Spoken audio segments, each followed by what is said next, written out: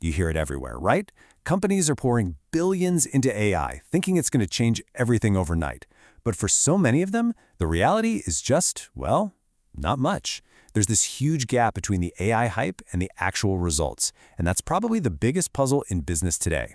So, how do we build the bridge to get from one side to the other?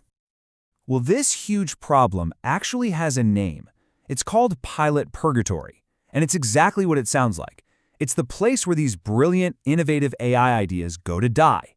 They get trapped in these endless testing cycles, these pilots, and they never actually make a real impact on the business.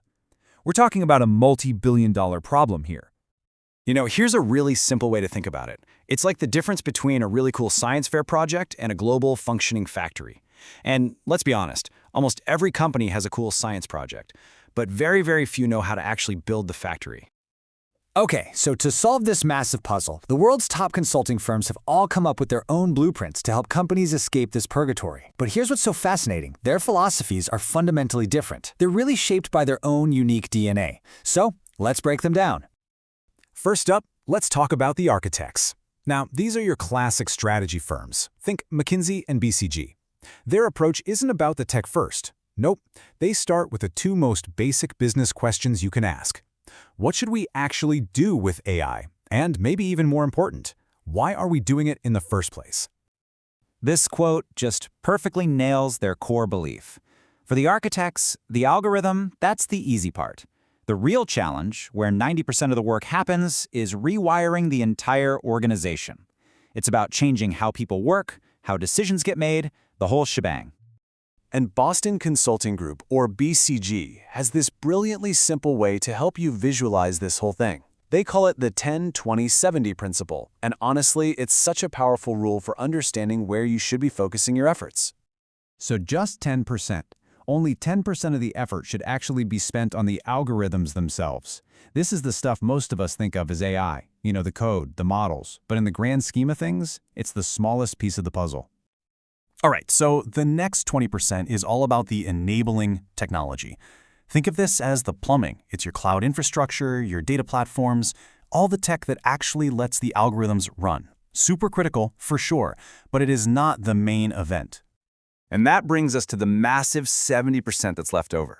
According to BCG, this is where you either win or you lose. This chunk has to be invested in people and processes. We're talking about redesigning workflows, retraining entire teams, and managing that really deep cultural shift that AI demands. But even inside this architect camp, there are different flavors. So, McKinsey, for instance, they'll start with a cold, hard look at the numbers, the profit and loss statement. They demand to know exactly how an AI project is going to directly impact profits. BCG, on the other hand, with its 10-20-70 rule, frames the problem first and foremost as a human challenge. One starts with the balance sheet, the other starts with the org chart. But see, both are laser-focused on strategy. Now, let's move to our second archetype, the engineer of scale. This is perfectly represented by a firm like Accenture. Their mindset is completely different. They aren't asking, what should we do? They're asking, how do we build this thing at industrial scale across the entire globe, like right now? Accenture's entire philosophy is built on this one foundational concept, the digital core. Their argument is that you can't just sprinkle little AI on top of old, messy, fragmented systems. You have to first build a modern, unified foundation of cloud, data, and security. Without that core, they say, any attempt to scale AI is just doomed to fail. This process here shows their entire philosophy of what they call total enterprise reinvention. And just notice, build the digital core is step 2.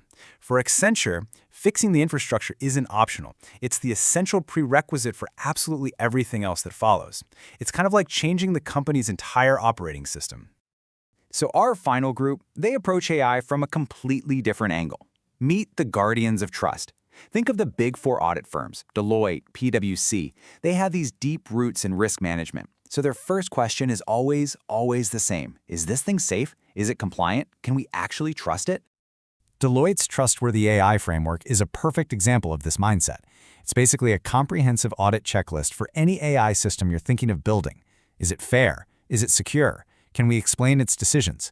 For the guardians, you see, trust isn't just a nice feature to have. It is the absolute license to operate in the age of AI. And PwC takes this a step further. They apply a classic concept right out of financial auditing, the 3 lines of defense. The first line, that's the developers who build the controls right into the system. The second, that's your risk and compliance teams who double-check those controls. And the third, that's a totally independent audit. It's a super rigorous structure designed to prevent a disaster before it can ever happen. Okay, so there you have it. We've got our 3 very distinct blueprints for AI success: the strategic architects, the industrial engineer, and the risk-focused guardians. Now let's put them all head-to-head and see how they stack up. This, right here, is the heart of it all. It shows how everything flows from that one primary question they ask. So, the architects focus on what should we do? That leads them to create strategic playbooks.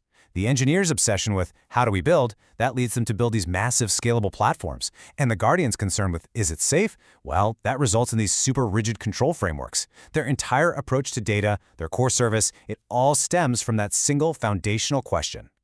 So, what does this all mean for you? Well, the crucial point here is that there is no single best blueprint. The right path for you depends entirely on diagnosing your own organization's biggest bottleneck. Are you struggling with a lack of clear strategy? Are you failing to execute at scale? Or are you just paralyzed by all the risks involved? And really, that is the ultimate question. Before you can even think about picking a blueprint, you have to know your biggest barrier. Is your problem one of strategy, scale, or safety? Answering that question is the first and honestly the most critical step to finally escaping pilot purgatory for good.